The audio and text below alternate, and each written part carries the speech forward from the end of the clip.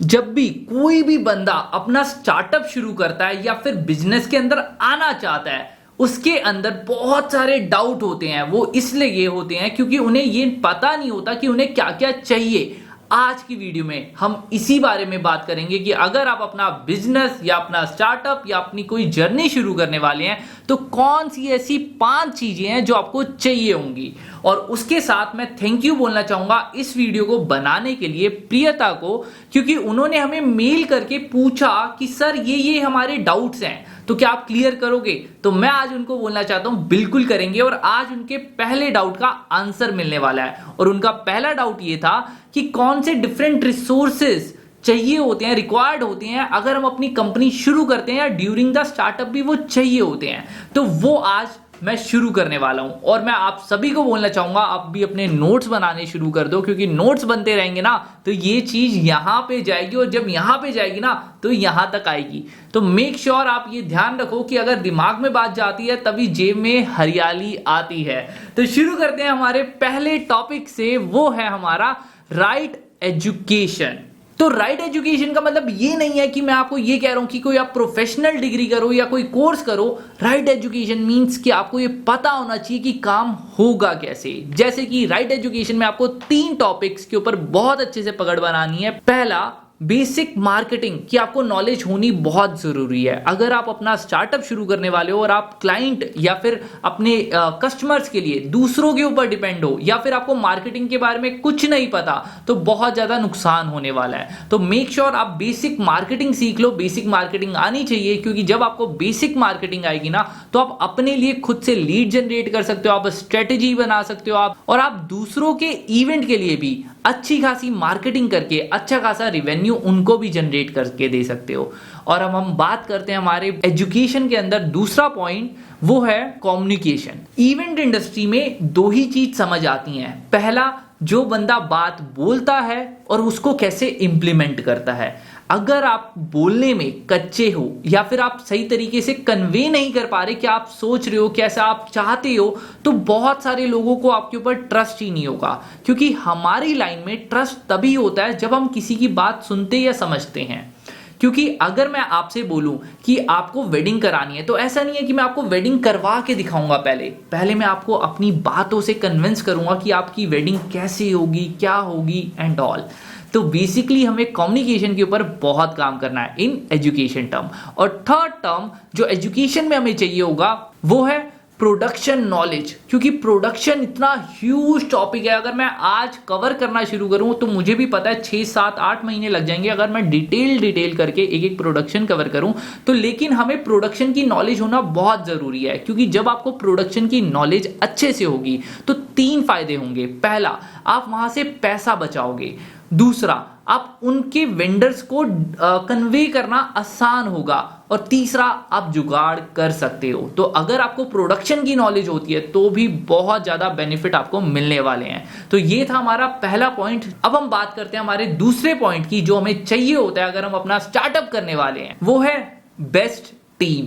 अब टीम में भी ऐसा हो सकता है कि जब हम शुरुआत करते हैं तो हमारे पास ज्यादा पैसे नहीं होते, तो आप पार्ट टाइम टीम भी ले सकते हो या फिर फुल टाइम टीम भी ले सकते हो। लेकिन टीम के अंदर कैसी कैसी स्किल्स होनी चाहिए, कैसे लोग होने चाहिए जो आपकी टीम को बहुत अच्छे से बनाए, तो वो हम एक बार जान लेते हैं। तो पहले नंबर पे अगर हम टीम की बात कर रहे हैं तो हमें वो लोग चाहिए जिनके अंदर क्लाइंट मैनेजमेंट की पावर हो। क्लाइंट मैनेजमेंट की पावर उन लोगों के अंदर होती है जिनको कम्युनिकेशन अच्छे से आता है, जिनकी अंडरस्टैंडिंग लेवल बहुत अच्छे से होता है, जिनको अपने आप को प्रेजेंट करना आता है और हर सिचुएशन में काम रहना आता है। अगर कोई ऐसा बंदा आपकी टीम में है तो वो क्लाइंट मैनेजमेंट में बहुत अच्छा कर सकता है, और ऐसे बंदे होने बहुत ज़्यादा ज़रूरी हैं। दूसरे टाइप के बंदे जो हमें टीम के अंदर चाहिए होंगे वो हैं वेंडर मैनेजमेंट वाले लोग। क्यों चाहिए होते हैं? क्योंकि वेंडर के साथ हम बहुत ज़्यादा स्मूथ या अच्छे से नहीं रह सकते, हमें थोड़ा हार्ड भी होना पड़ता है, थोड़ा ज़बरदस्ती भी करनी पड़ती है, क्योंकि हमें तो काम चाहिए।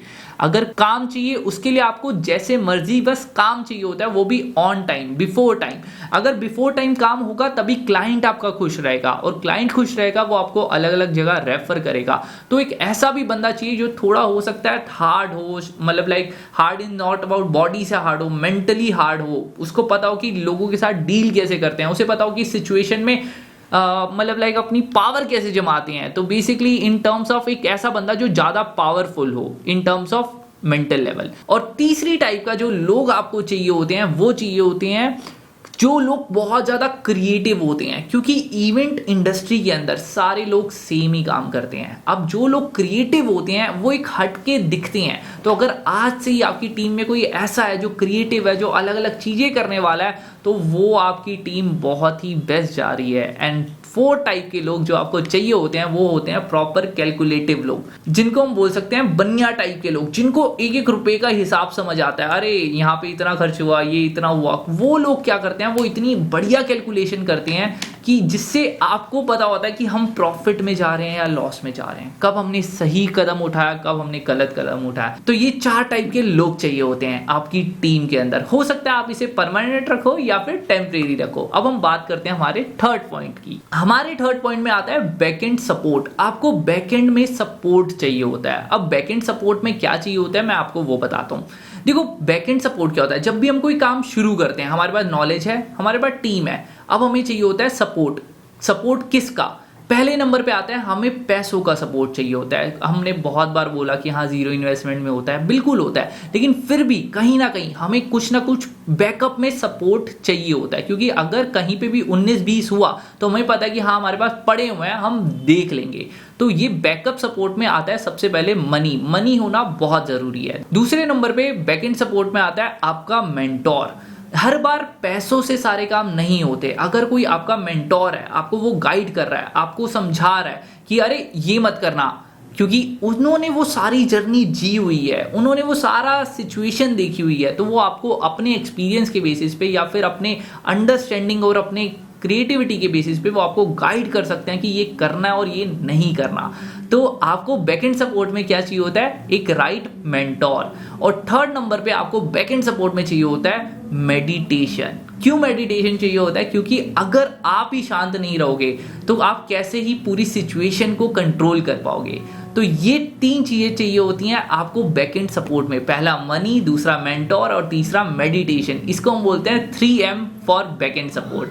अब हम बात करते हैं 4 चीज जो आपको चाहिए होती है अगर आप अपना स्टार्टअप करने वाले हो, वो है करेज। करेज में भी हमें 3 चीजें चाहिए होती हैं। सबसे पहला, यू हैव टू थिंक। मतलब बहुत सारे लोग सोचते ही नहीं, अरे मैं कैसे करूंगा, मैं कैसे करूंगी, अलग ही एक दुनिया में रहते हैं। लेकिन अगर आप सोच सकते हो ना तो आप कर सकते हो। पहले नंबर पे आपको करेज में चाहिए होता है सोचना। आपको बड़ा सोचना पड़ेगा, आपको सोचना पड़ेगा कि हाँ आप भी कर सकते हो, आप नहीं तो कौन। तो पहले नंबर पे चाहिए होता है करेज। करेज के अंदर थिंक। दूसरे नंबर पे चाहिए होता है डू मतलब आपको करना भी है, बस सोचते ही नहीं रहना, प्लानिंग में ही पूरा टाइम नहीं करना, आपको एग्जीक्यूशन में भी काम करना है, आपको लोगों से बात करनी है, आपको एग्जैक्टली काम करके देखना है। जब तक ड्राइविंग सीट पे हम खुद नहीं बैठते ना तो हम गाड़ी चलाना नहीं सीख पाते। माना हो सकता है ठोकर हो, लेकिन अगर मेंटोर साथ में बैठा हो तो ठोकर के चांसेस भी कम हो जाते हैं। अब तीसरे नंबर पे हम बात करते हैं जो हमें चाहिए होता है कंप्लीट द वर्क। अभी हमने सोचा, काम शुरू करा और उसको कंप्लीट करना भी उससे ज़्यादा ज़रूरी होता है सोचने से ज़्यादा, तो हमें कंप्लीट करना होता है। और लास्ट बट नॉट लीस्ट हमारा 5 पॉइंट जिससे थ्रू आपका स्टार्टअप बहुत ही बढ़िया, बहुत ही अच्छा होने वाला है, वो है कंसिस्टेंसी। आपको कंसिस्टेंट रहना है, आपको उस चीज़ पे अटके रहना है। क्योंकि होता क्या है, अगर हमने ये बहुत बार कहानी सुनी होगी, एक बंदा एक गड्ढा खोदता है 10 फीट का और हर जगह 10 फीट के 10 गड्ढे खोदता है, लेकिन पानी नहीं मिलता। लेकिन जो एक बंदा एक ही जगह पे 100 फीट का गड्ढा खोदता है उसे पानी मिलता है। तो कहने का मतलब यह है कि अगर आप कोई भी काम कर रहे हो, इवेंट मैनेजमेंट या उसके अलग भी कोई भी, तो आपको उस चीज पे कंसिस्टेंट रहना ही पड़ेगा। और कंसिस्टेंट रहने के 3 फॉर्मूला है। पहला, साइलेंस, मतलब कोई एक्शन नहीं लेना। देखो हो सकता है आपको पता हो कि ये चीज गलत है, ये है, लेकिन आपको बहुत टाइम साइलेंस रह के आपको उस चीज को हैंडल करना पड़ता है। दूसरा, इग्नोर। आपको बहुत टाइम पता होता है कि इसी की गलती है या इसी की वजह से ये सब हुआ है, लेकिन आपको तब भी, आपको ये सामने गलत हो रहा होगा, लेकिन तब भी आपको अगर उस जगह पे टिकना है तो आपको इग्नोर करना भी सीखना होगा कि कौन सी चीज़ आपके लिए ज़्यादा वैल्यूएबल है और कौन सी चीज़ नहीं। जब आपकी प्रायोरिटी सेट होती है तब आप उन चीज़ों को इग्नोर करके भी कंसिस्टेंट रह सकते हो। और तीसरा, एक्सेप्ट। हम क्या करते हैं, हम डिनायल वाले मोड में रहते हैं कि अरे नहीं ये तो हो ही नहीं सकता, अरे ये तो है ही ऐसा। नहीं, हमें एक्सेप्ट करना होता है कि ठीक है ये ऐसा है, ऐसी चीज हो चुकी है, अब हमें क्या एक्शन लेने हैं। बहुत टाइम क्या होता है, मैंने ऐसे बहुत सारे इवेंट प्लानर्स को देखा है जो क्लाइंट के सामने जाके एक्सेप्ट ही नहीं करते। अगर गलती हुई है तो आई एक्सेप्ट दैट गलती, क्योंकि अगर हम एक्सेप्ट करना सीख गए ना तो सामने अपने अंदर भी पावर आती है और सामने वाले को हमारे अंदर भी पावर दिखती है, क्योंकि हम जो बोलते हैं वही करते हैं। तो एक्सेप्ट करना, अगर गलती हुई है तो इट्स ओके, होती है गलती, एक्सेप्ट करना भी बहुत ज़रूरी है। तो अगर आपको कंसिस्टेंट रहना है तो 3 फॉर्मूला है। पहला, आपको साइलेंट रहना सीखना होगा, इग्नोर करना सीखना होगा और एक्सेप्ट करना सीखना होगा। और ये 5 फॉर्मूला जिन्होंने मेरी जर्नी में भी बहुत हेल्प करा, मैं एक बार फिर से बताता हूँ। Right education, right team, backend support, courage और आपका last but not least consistency.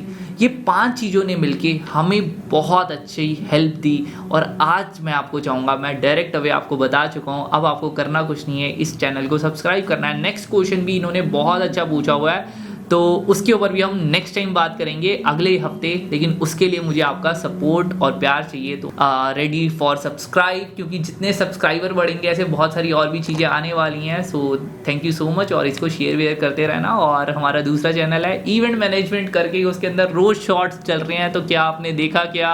चलो bye, thank you so much for watching our video. This side Piyush and bye bye.